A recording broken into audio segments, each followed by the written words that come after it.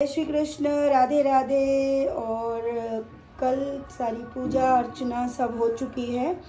उसके बाद अब लाला की सभी वस्तुओं को आज दोबारा से साफ़ किया है, क्योंकि कल दिए वगैरह सब जलाए थे, तो उसके बाद थोड़ा धूल मिट्टी हो ही जाती है। तो लाला का सुबह का जो है भोग प्रसादी हो गई है और अब लंच जो है तैयार हो रहा है। तो उसी बीच जो है ये सब सफाई होके मैंने कहा आपको दिखा दूं।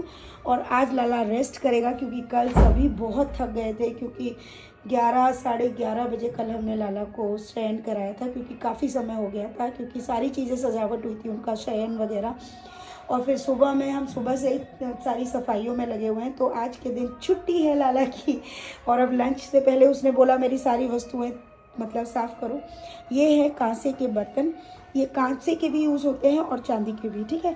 कांसे के इसलिए फ़ायदेमंद रहते हैं क्योंकि इसमें हम खट्टी चीज़ों का भी इस्तेमाल आराम से कर सकते हैं। दूसरी, ये कार्तिक मास चल रहा है, तो कार्तिक मास पे बहुत सारी चीज़ें हैं, बहुत सारी सेवाएं करो प्रभु की, ठीक है। आप जो भी कार्य करेंगे इस महीने में 27 नवंबर तक, वैसे तो मैं हमेशा ये कहती हूँ किसी विशेष दिन के लिए मत सोचा करो, हमेशा ही ये चीज़ें करते रहा करो। दूसरी आती है बहुत सारी चीज़ें, जैसे कि लाला की एक बहुत सुंदर सी लीला है जो मैं आज आपको बताती हूँ इसी वीडियो में, ठीक है। लाला की ना बांसुरी लीला आपको आनंद आएगा। इसमें अभी बहुत सारी चीज़ें लाला की बाकी हैं, तो उन्होंने जितना यूज़ करना तो हो गया था, बाकी सब धीरे धीरे सब प्रसाद में भी जाएगा। तो आपको मैं लीला सुना देती हूँ। लीला में होता है कि परसों जो है एक दिन पहले मैं गई थी बरसाने। क्यों? क्योंकि मुझे लाली की पोशाक और उनको एक सोने की नथनी जो है गिफ्ट में देनी थी, क्योंकि करवा चौथ भी थी और हमारी प्रियाजू का मतलब शादी की सालगिरह भी थी। तो मैं वहाँ गई हुई थी। तो उस दिन जो है लाला जो है घर पे ही था, तो मैं सुबह जल्दी निकल गई थी और सोना घर पर ही थी उस दिन, क्योंकि उसको पोशाक भी सिलनी थी प्रियाजू की और गोपाल जू की, ठीक है। तो वो घर पर ही थी।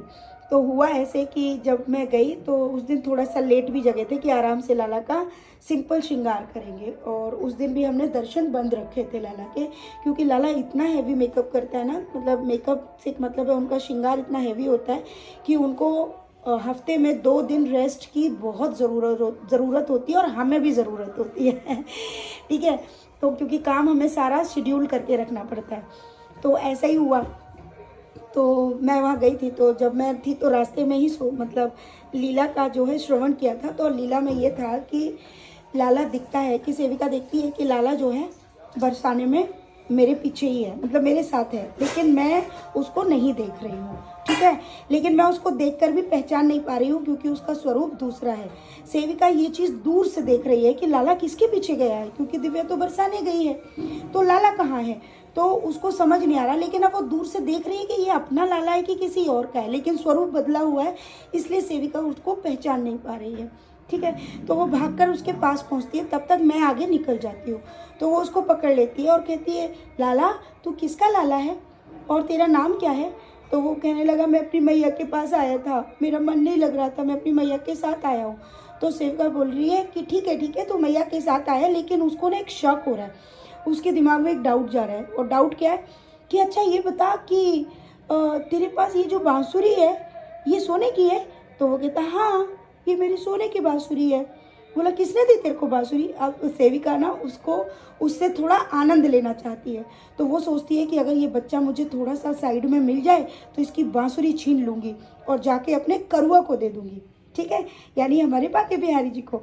तो उसके दिमाग में ये चल रहा है और वो जाती है और जाके पूछती है कि अच्छा ये बता लाला कि तुझे किसने दी? तो बोला मेरी मैया ने दी है। तो बोला तू अकेले कैसे आ गया यहाँ पे?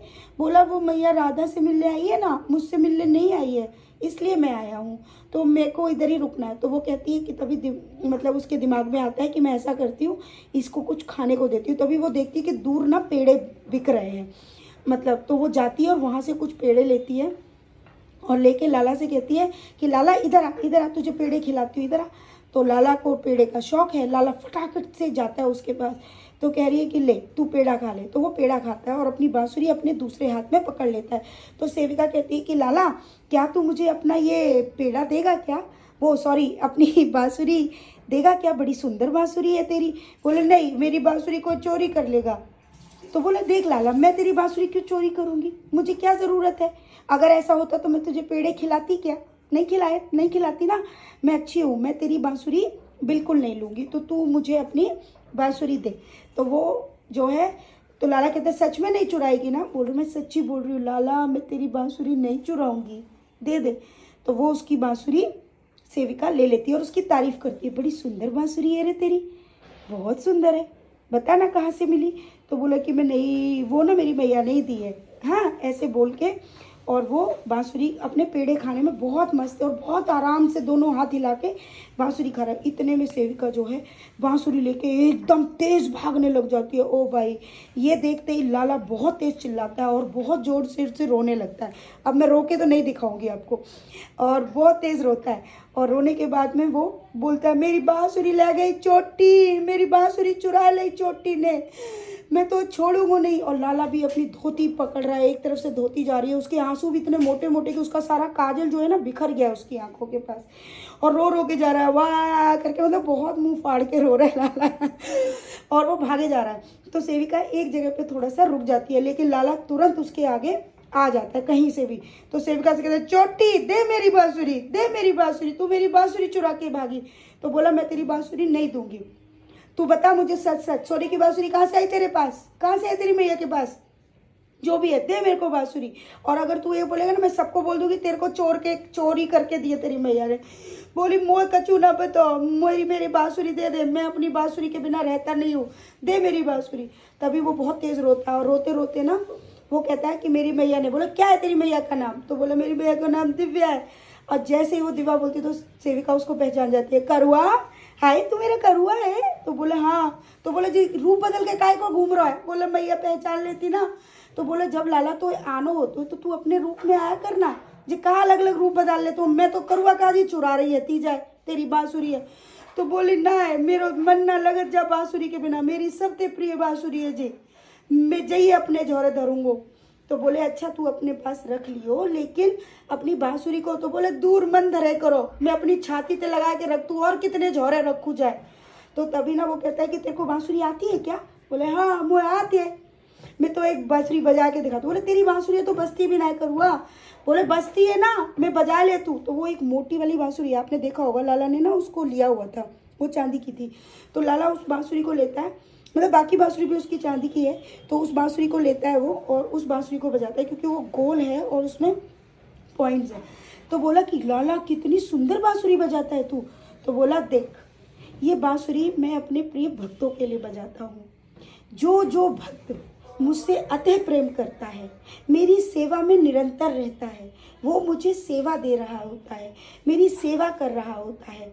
कुछ मानसिक भी है और कुछ मुझे मेरे मंदिरों में जाकर भी सेवा करते हैं, तो मैं उस चीज़ को जानता हूँ। लेकिन मेरे प्रिय भक्त, तो बोले करुआ तेरे प्रिय भक्त है। बोले हाँ मेरे प्रिय भक्त है, पर मैं नाम ना बता दो, बिन्ने घमंड है जागो ना जाके मारे। बोला अच्छा इसलिए नहीं बताता। बोला हाँ इसलिए मैं सबके नाम ना खोलता, लेकिन मोए वे बहुत प्यार करते हैं और जय मारे मैंने आज भी इनके नाम की बांसुरी बजाई। तो सेविका कहती ठीक है तू मुझे अपनी एक बांसुरी देगा क्या, प्लीज़ एक बांसुरी दे दे। बोले ठीक है तू ले ले, तुझे बांसुरी अच्छी लग रही है ना, तू जब मोटी वाली बांसुरी ले ले। तभी सेविका कहती है नहीं रे लाला, मैं तेरी तरह बांसुरी थोड़ी बजा पाऊंगी, तू रख ले, तेरी बांसुरी तेरे पे ही शोभा देती है, तू ले ले। लेकिन ये लीला जो है यहीं पे समाप्त हो जाती है। तो मैं आपको बता देती हूँ, प्रभु अपने प्रत्येक भक्त से बेहद प्रेम करते हैं, ठीक है। और मैंने आप सबको पहले भी बताया है, प्रभु को किसी के ना किसी चीज़ से मतलब है, लेकिन उनका प्रेम अगर अपने किसी भक्त पे है, वो जानते हैं उनकी ज़रूरतें कैसे पूरी होती है, मतलब उनकी इच्छाएं जब वो हमको बताते हैं, क्योंकि उन्हें कहीं ना कहीं लगता है कि हम उसको ज़रूर पूरा करने की कोशिश करेंगे। तो इसी प्रकार प्रभु अपनी इच्छाएं ऐसे भक्तों पर जाहिर करते हैं। भाव को नॉर्मल मत समझिए, भाव ही प्रभु है, ये समझ लो।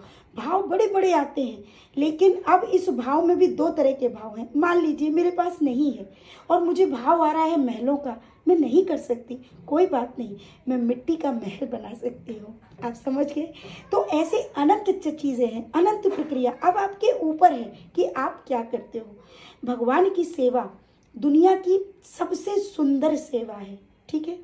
भगवान की सेवा नहीं कर पा रहे हो, जीव सेवा करो। मैंने हमेशा कहा है, सेवा ज़्यादातर कहेंगे कि दी आप सेवा की बातें बहुत करते हो। देखो आप क्या करते हो पूरे दिन, गृहस्थ में रह के भी आप सेवा ही कर रहे हो ना।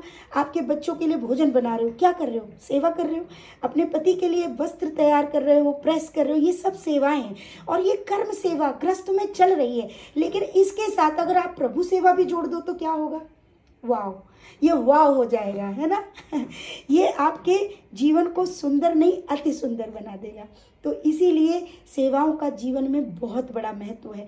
जैसा हो कर सकते हो। धन से है, धन से करनी चाहिए, नहीं है तो मन से। मैंने सारे बता रखे हैं, जैसे भी हो प्रभु सेवा में निरंतर रहो।